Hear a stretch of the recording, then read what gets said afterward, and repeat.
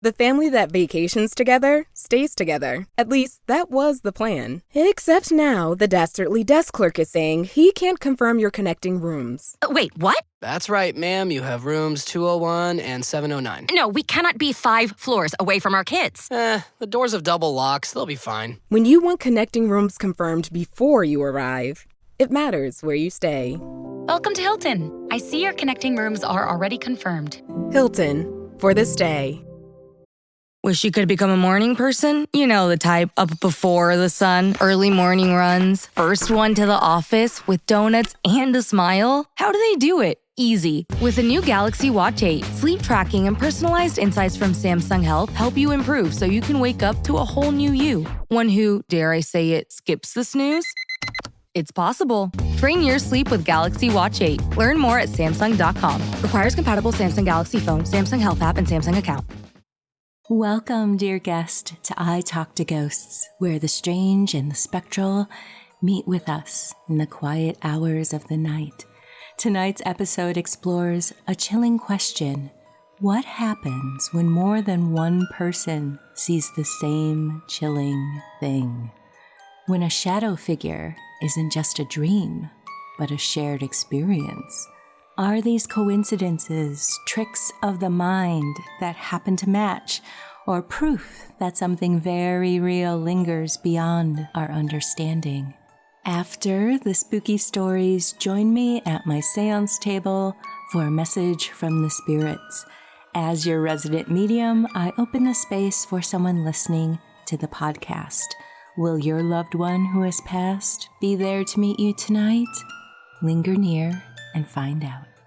But first, let's share some chills together. Tonight we open the door to what happens when the haunting is shared.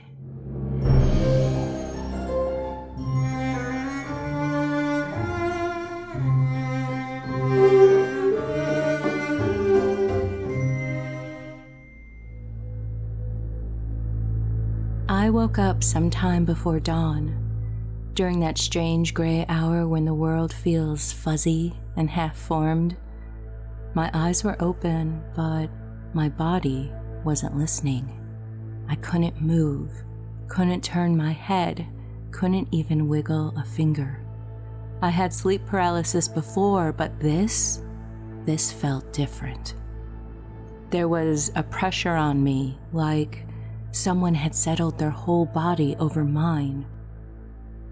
I didn't see anything out of the ordinary, but the air was hot, sour, and smelled faintly like dirt and something old. Then I heard breathing. Shallow, raspy breaths right above my face. I tried to tell myself I was dreaming, but my eyes darted towards the ceiling, and then I saw her. A woman, or what was left of one, skin like wet paper, hanging in folds, long, tangled gray hair that brushed my face when she leaned down. Her eyes were open wide, but clouded. They were two milky marbles sunk deep in her skull. Her mouth hung slack at first, then stretched into a grin that showed blackened gums and few teeth. I could feel her breath. I could smell it, like the smell of rot and stagnant water. She tilted her head like she was studying me, and then, with a slow, quivering movement, she leaned towards me from the ceiling, bringing her face closer until it hovered a few feet above mine. I can hear a creaking in her throat, as if she wanted to speak. I wanted to scream, but all that came out was a strangled wheeze. She laughed at me. Her hands came up, long and thin with nails like claws, and she pressed them against my shoulders. The pressure grew unbearable. My lungs burned, my vision blurred at the edges. And then, just as suddenly as she appeared, she was gone. The air snapped back, and I could move again. The room was still and quiet, except for the pounding of my heart. My husband stirred beside me. Half asleep, he asked me if I was okay. I told him I just had a nightmare. But before I could say more, he sat up, fully awake now, his face pale. He whispered that he had seen it too. My body felt like ice. Saw what? He looked towards the ceiling. Something up there. I thought it was a shadow, but then it moved. Was I dreaming? We just stared at each other, the silence in the room suddenly too heavy. We ended up moving our bed to the other side of the room. It was too unnerving to keep it where it was and then try to convince myself it was safe to fall asleep.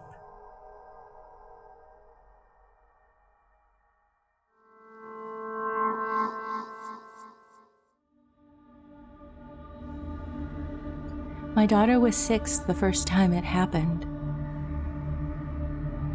It had been a quiet, cozy night. Rain against the window, the kind that makes you sleep heavier. I woke up around 3 a.m. to the sound of whispering. At first, I thought it was just the house, the pipes, or the wind. But then I realized the whispers were coming from down the hall, maybe from her room. I got up, still half asleep, and went to check on my daughter. Her nightlight was on, casting a soft amber glow, and she was sitting upright in bed, eyes wide open. I asked her why she was awake, and she didn't answer. She just pointed towards the corner of her room, expecting to see a pile of clothes or stuffed animals, but there was nothing there, just the shadows from her bookcase. I tucked her back in, told her it was only a dream, and stayed until she drifted off.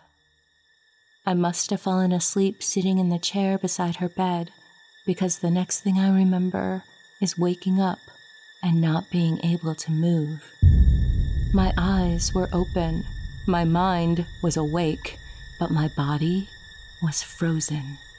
And there was someone standing in the same corner she pointed to earlier.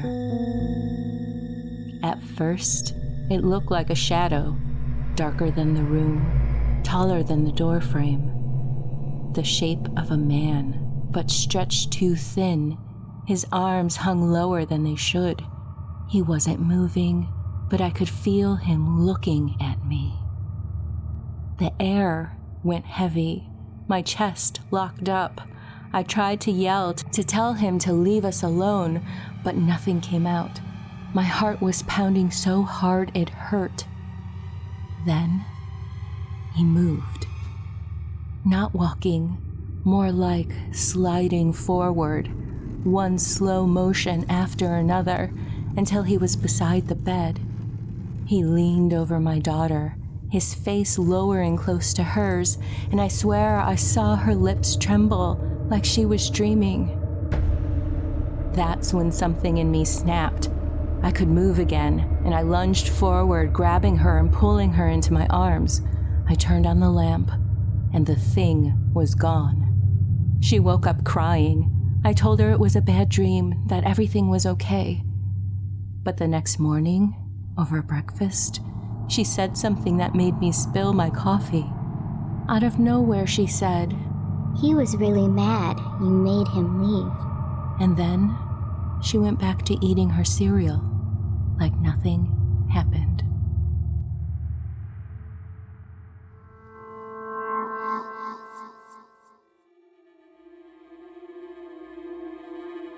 At first, we thought it was a coincidence. The odd noises, the cold spots, the feeling of being watched. Each time we moved, we told ourselves a new start would fix it. But some things don't stay behind when you pack up a house. Some things follow. The first time I saw it, we were still in our starter home, a sweet, creaky old place near the woods. My son was 3. He started talking about the tall shadow that stood in his room at night. I figured it was his imagination, maybe a trick of headlights through the trees. Then one night, I woke to the sound of him crying. I went in and found him sitting up in bed, eyes huge, pointing at the corner. He whispered that it was behind me. I turned to look and the whole room seemed to tilt. There was something there, a darker patch against the dark, shaped like a person but wrong in its stillness. The air felt thick, humming in my ears, and my skin prickled like it knew something my brain refused to understand. Then, it was gone. We happened to move 6 months later. The next house was newer, brighter, more open. I felt safer there for a while. Then, my husband started waking in the night, swearing he'd seen someone in the doorway. I didn't want to believe him.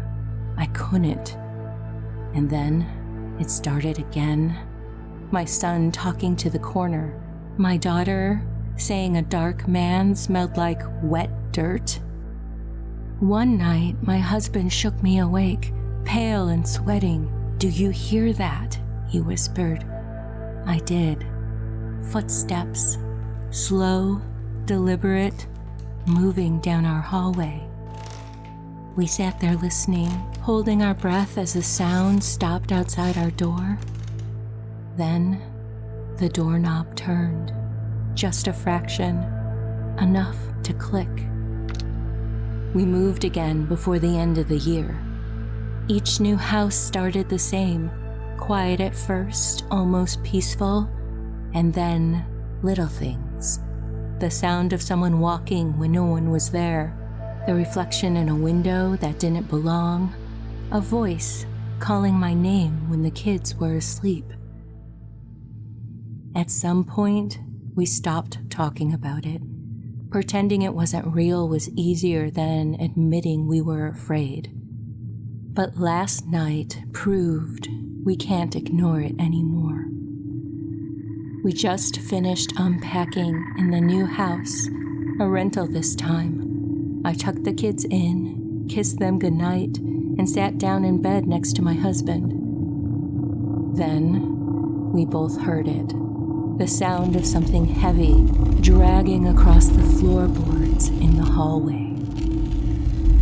We froze, and then, from the kids' room, came the unmistakable sound of my daughter's voice whispering, "It found us again." We ran into their room and both kids were sitting upright, staring at the corner. And I swear, for one heartbeat, we saw it too.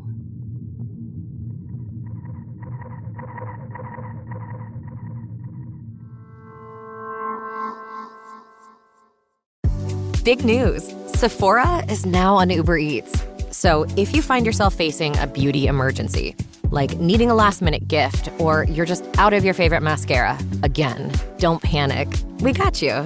Order now and get $10 off on Sephora orders of $50 or more on the Uber Eats app. Order now. Offer ends October 30th. One order per customer. Additional terms apply. See app for availability. Delivery fees may apply.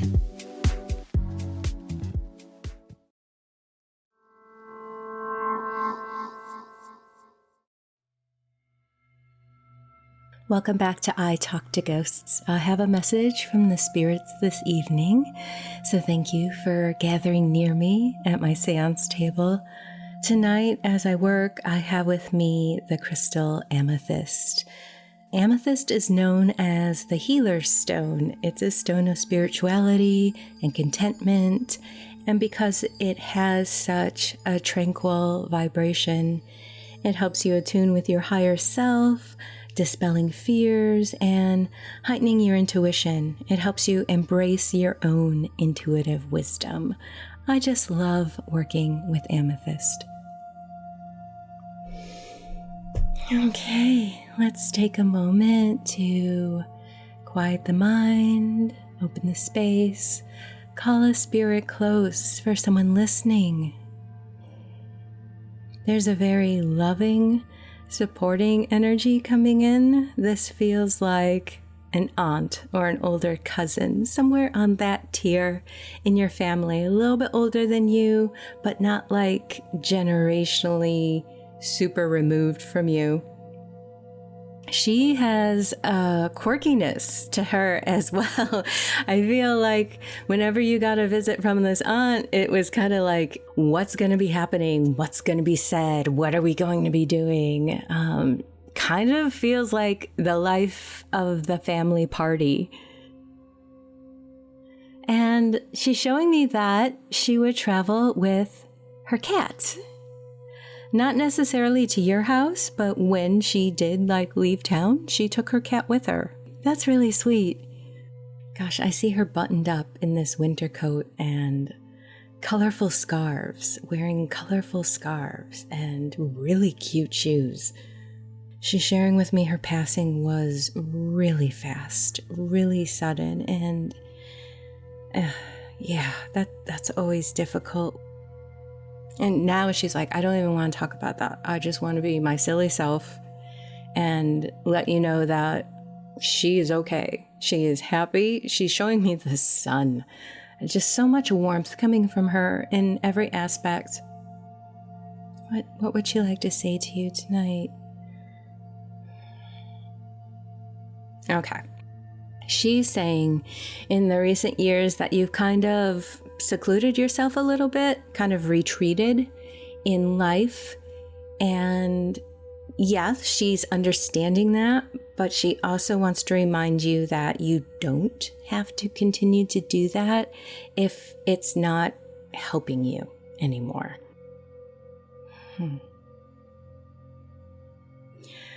She's like, not to talk about me, but my passing really kind of initiated this trend with you, that there's something in there that emotionally, it just feels safer for you to kind of retreat and be a homebody and not, okay.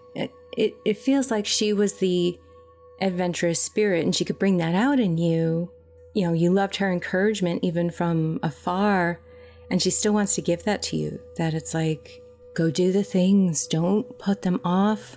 At least create a plan and maybe a date. She's like, put it on the calendar, because otherwise it's always in the future and it's never approaching, you know?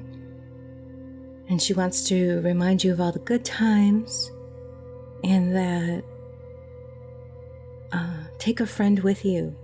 Take a friend with you or your significant other. You don't have to go it alone. Oh, but with that, with bringing up other relationships, she is saying, don't always put them first. You should be first sometimes too, to have that balance. If there is any hobby you want to explore, anything like that, don't immediately think about how that's going to affect other people. Think about how it's going to affect you. And she's sorry.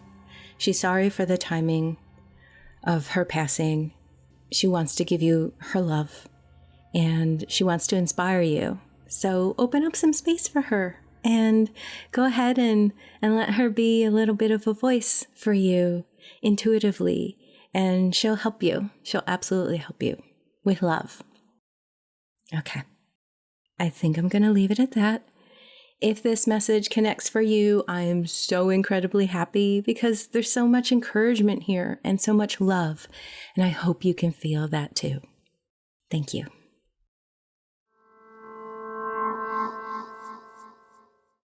And with that, dear listener, we have reached the end of this episode of I Talk to Ghosts. I hope you enjoyed my spirit work that I shared with you this evening, as well as those tales of shared ghostly experiences. Have you ever witnessed something with another individual, thus convincing you that it was real? If so, I would love to hear your story, so please reach out. In the meantime, enjoy the rest of spooky season, and wherever you wander off to, in this world or the next, just remember, come back and visit with me. Have a lovely evening and good night.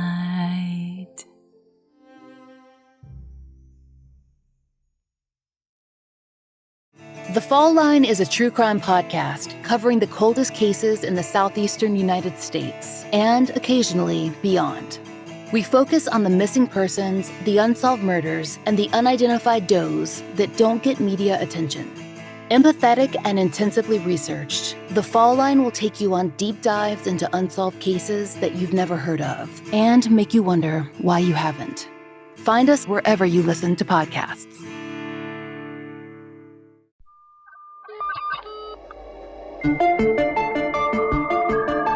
Fear Daily is a podcast that takes you into the shadows of the past, unearthing the 1990s most terrifying tales of monsters, madness, and life after death. Discovered on a forgotten bulletin board server somewhere in Pennsylvania's Rust Belt, these stories are an archive of humanity's strangest encounters with the unknown as told by the people who experienced them. Written by Brennan Storr, creator of the Ghost Story Guys, and hosted by Brandon Schecksnyder of Southern Gothic, Fear Daily is your window into the dark corners of our world. Follow Fear Daily today on your favorite podcatcher to receive new episodes Monday through Friday each and every week.